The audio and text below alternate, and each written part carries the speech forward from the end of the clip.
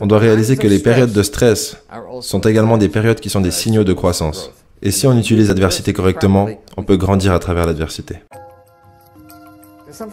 Il y a quelque chose dont j'aimerais vous parler.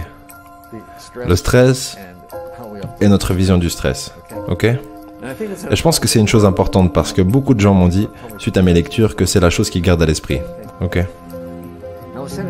J'étais assis dans la salle d'attente chez le dentiste et je lisais un article qui disait « Comment est-ce que les homards grandissent ?» Je m'en fiche de savoir comment est-ce que les homards grandissent. Mais j'étais intéressé de savoir. Et il s'avère que le homard est un animal mou qui vit à l'intérieur d'une coquille rigide. Cette coquille rigide ne grandit pas. Alors comment est-ce que le homard grandit? Donc, quand le homard grandit, la coquille devient très emprisonnante.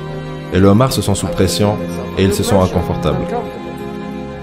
Alors il va sous un rocher pour se protéger des poissons prédateurs. Il rejette sa coquille et en crée une nouvelle.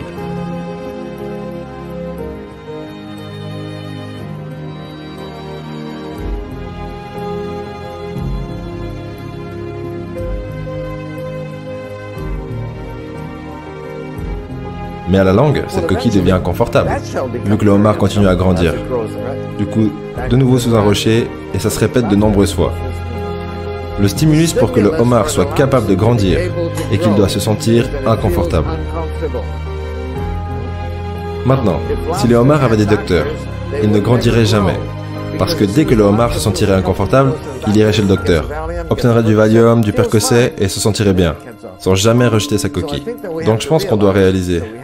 On doit réaliser que les périodes de stress sont également des périodes qui sont des signaux de croissance.